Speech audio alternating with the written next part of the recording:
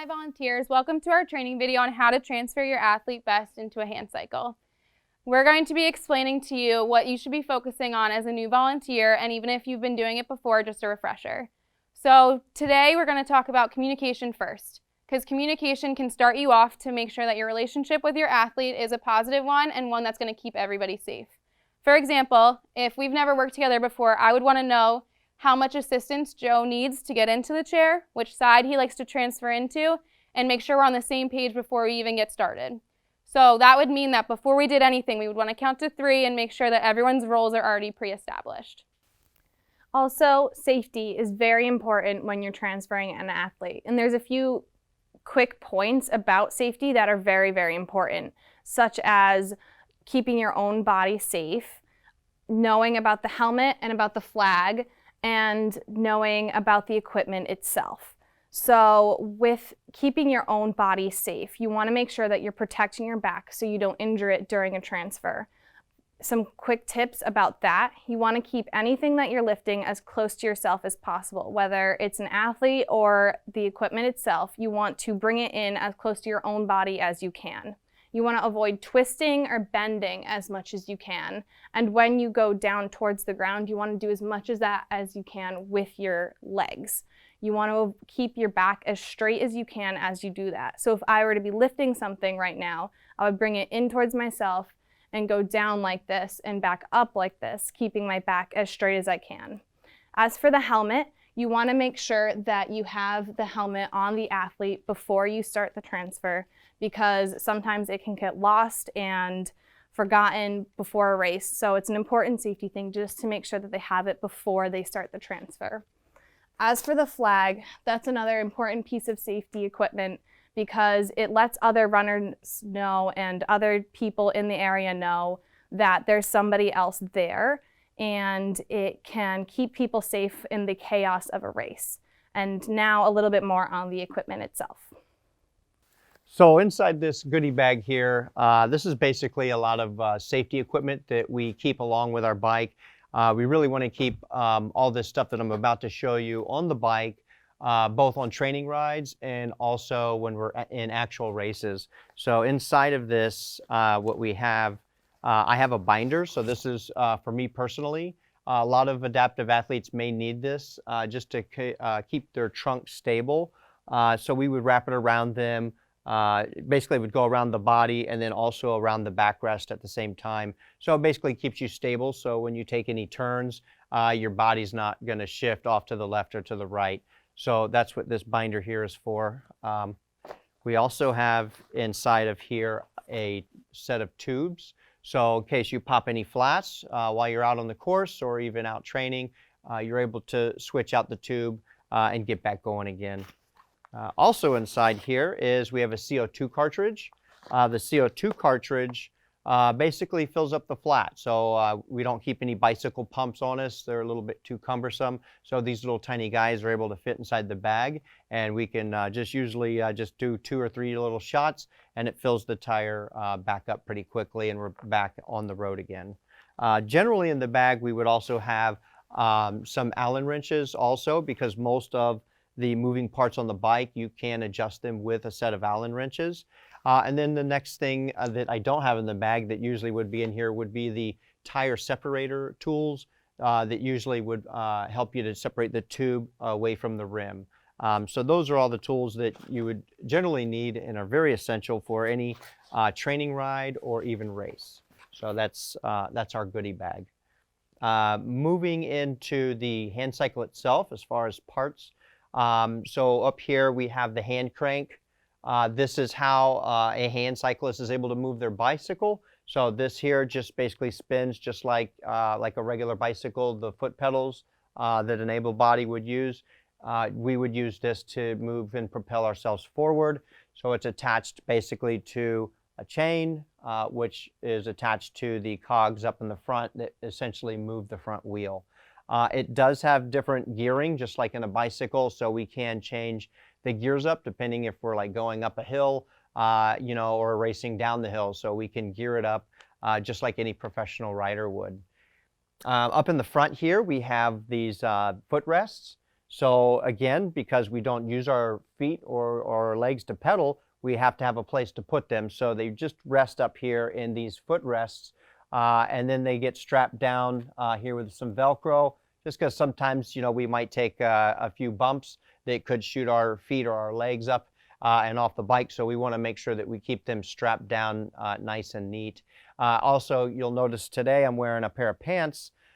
Sometimes we can actually wear these a type of a cuff that will go around the pant just to keep any of that loose clothing from going into the tire at all. You don't want that, obviously. Also, you have on the bike, on this one, you have an emergency brake, which is right here. Generally, we would use that emergency brake for when we are transferring into the chair to stabilize it. And also, generally what we want to do is back the chair up to a solid surface. So that way when you're doing all your transfers, you're being as safe as you can and making sure that the bike is stable, because you don't want the bike obviously to move around while your rider's trying to get inside the bike.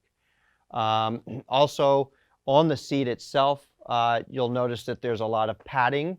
So a lot of riders that are wheelchair bound, their skin to bone ratio is very thin.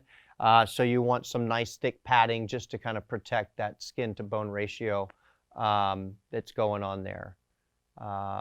For me personally, I use a particular style mount for my hand. So this hand has very limited function, so I'm unable to really grip any type of handle. So I'm able to wrap this around my hand, and then it actually locks into it via a pin. So it keeps that hand nice and stable to the hand crank, and I just am able to keep going with that.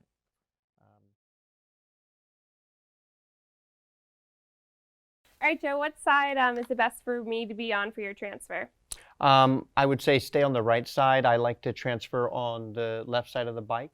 But before we do the transfer, I want to put my helmet on so we don't leave it behind. I will need assistance with putting the helmet on as well. Awesome. Just if you could snap this bottom side in for me. All right, I'm going to try not to pinch your chin here. All right, is that snug enough for you? Yes, thank you. Perfect. All right, good. All right, so what I'm going to do is I'm going to lock my brakes, and then I'm going to scoot forward up onto the front of my chair. I'm going to put my right leg over, and once I'm in a stable position and I'm ready, I'm going to have you basically just pull my right leg all the way through as we lower myself down. Okay. Also, just a note too, for any athlete that's going to be transferring down into their chairs, you never want to have them put their hands up onto the crank to lower themselves down, because the crank can give way and revolve around, and just really is not a good stable place to put your hand. So places I would put my hand would be on the backrest here, or even just down onto the chair itself, and then using also the frame of your own chair once the brakes are locked to be able to get back down onto the bike.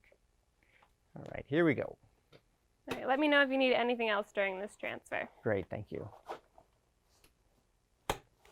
All right, so scooting forward.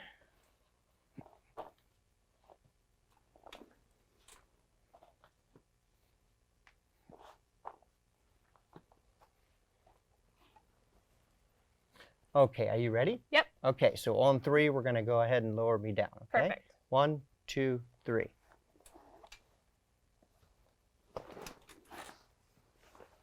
And if you don't mind putting that foot up there, and the left foot also in. Also to note too, as we lowered myself down into the chair, we just want to make sure that we keep the wheel stable as well, and also just make sure the bike stays stable. Sometimes the e-brake may not hold completely, and the bike will have some movement, so it's good to have any guides or anybody helping to really stabilize the chair as well. All right, next we're going to show how you can transfer from the hand cycle back into the wheelchair after a race is over, after your training session is complete. So generally I would transfer onto this yoga mat and then do a floor to chair transfer after my race. A lot of the races I'm very tired and I don't feel confident enough to lift myself back up into the chair. So generally that would be the way I would get in. Some of your riders, you might find that they might be very exhausted at the end of the race and may want to do the same, or you may find that they want to be completely lifted out with maybe 2 assistants back into their chair.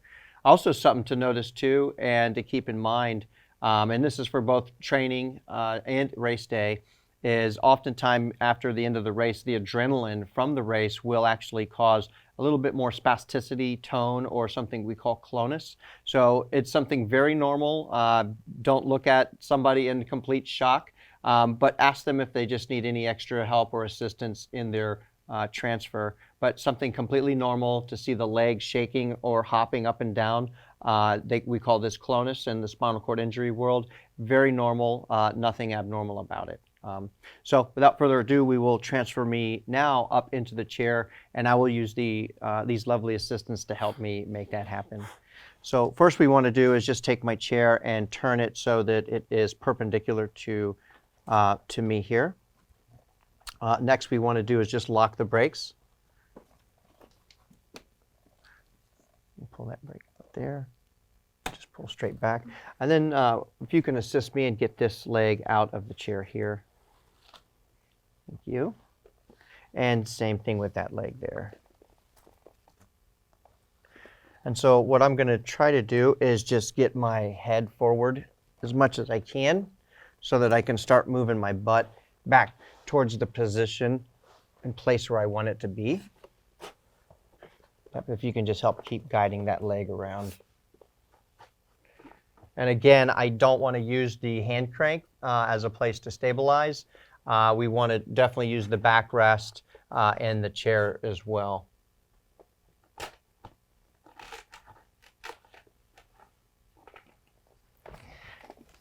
And really important for any athlete, you want to always try to keep your head forward whenever you're trying to lift. That helps keep the butt going upwards. So here we go. I'm going to try to do a lift here on a count of 3. And if you can just help keep assisting that leg coming back around.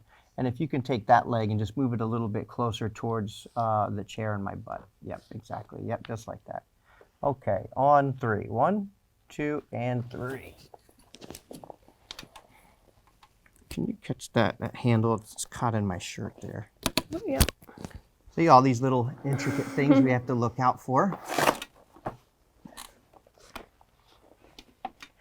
And that's it. That's how we do it with assistance. It's completely normal to have multiple volunteers helping an athlete either in or out of their hand cycle, and to note that the helmets will stay on until your athlete's completely in their wheelchair. Thank you for tuning in for our training video. Our 3 main points are communication, safety, and the transfer itself. We hope you're all more confident going into your next race or training ride.